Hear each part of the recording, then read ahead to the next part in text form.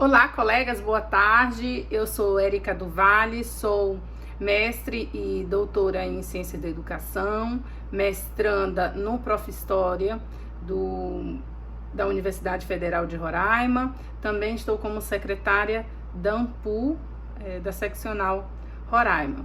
Já tenho 20 anos de experiência nessa jornada e estou aqui a convite do portal Bicentenário da Independência para estarmos conversando, trocando algumas ideias com os meus pares sobre algumas atividades sobre a independência, a qual nos materiais didáticos ainda temos, infelizmente, uma predominância de uma história de cunho positivista, aonde não se leva a questionar os pormenores ou os desdobramentos dessa independência. O texto, o qual compartilho, é de Carlos Gabriel Gonçalves, aonde ele tem como título As Relações Comerciais entre Brasileiros e Ingleses.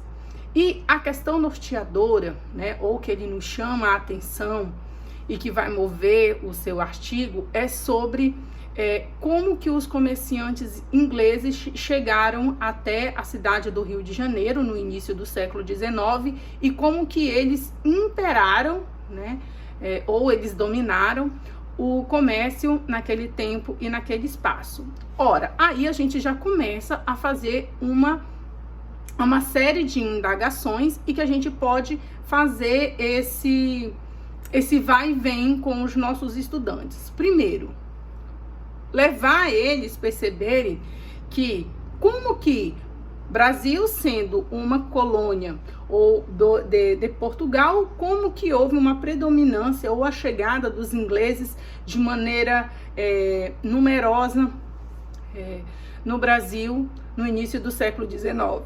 E aí a gente começa a fazer uma retrospectiva com a questão do bloqueio continental imposto por Napoleão Bonaparte para bloquear a Inglaterra. E quem nega-se a isso sofre uma perseguição. Portugal, temendo ter suas terras invadidas e a coroa tomada, faz o quê? Vem para a sua colônia, Brasil.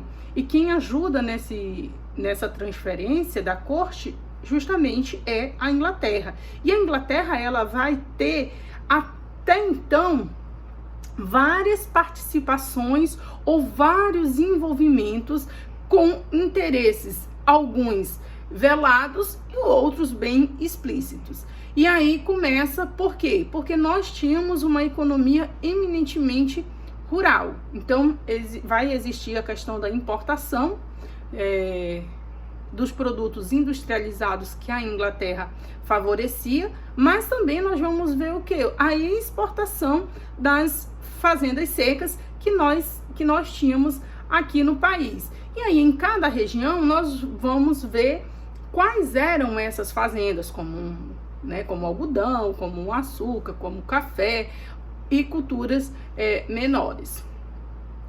E aí a gente também pode levar a questionar aos nossos estudantes, por exemplo, como eu falei, que independência é essa? Eu estou deixando de ser independente politicamente de uma nação ou de um pai. Inclusive, eu até coloco como exemplo que é alguém que torna-se maior de idade, completa a maioridade civil, mas que continua recebendo todas as benesses dos seus pais, Então, ou se submete a uma outra condição muito semelhante.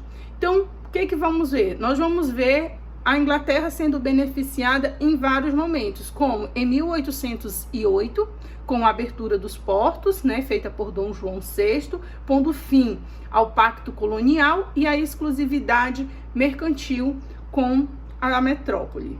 Depois, em 1810, nós vamos ver o Tratado de Aliança, Comércio e Navegação, aonde a Inglaterra novamente é beneficiada, Então, assim, opa, nações amigas, cá estou, sou a best friend number one. Então, Terceiro, nós vamos encontrar quando Dom João VI retorna para Portugal e como que a situação do Brasil economicamente vai levando, né, conjecturando para o que vai ser a independência do Brasil, né, que nem é de fato, mas enfim, é o que é colocado em 7 de setembro de 1822. E aí, que independência é essa que, para eu ser reconhecida, eu vou contrair um empréstimo milionário de cerca de 3,7 milhões de libras esterlinas, que quem faz isso? A Inglaterra, começando assim a dívida externa. E isso a gente pode estar colocando o quê? Colocando os conceitos do que é ser independente, do que é dívida externa, como, né, que a questão dos interesses existentes, e posteriormente a gente também vai envolver outra questão, que é a questão da abolição da escravatura, né, que Carlos Gabriel nos chama a atenção, por exemplo, que Brasil não disse amém em todas as questões que a Inglaterra queria. E ele cita, por exemplo, a questão Christie, né, no qual o Brasil não cede às pressões e que a Inglaterra fica #chateada e esse imbróglio vai percorrendo todo o século XIX. Porque a Inglaterra queria a abolição da escravatura porque ela seria mais uma vez favorecida, né? Assim como nos outros fatos já acontecidos. Então a gente pode fazer com os nossos alunos essa busca do que é ser independente, do que é ser emancipatório, o que é ser autônomo, o que é não sair de uma independência política e passar a ser dependente financeiro. Podemos trabalhar com a questão de memes, né? Porque faz esse sarcasmo, esse jogo de palavras. Podemos trabalhar também com produção de podcast, com produção de vídeos, podemos fazer rodas de conversa, podemos fazer como pílulas da aprendizagem, todo esse contexto. E aí é o que Carlos Gabriel vai finalizar o texto e que a gente pode pensar até que ponto realmente Inglaterra foi beneficiada e como que se deu essa relação. Obrigada.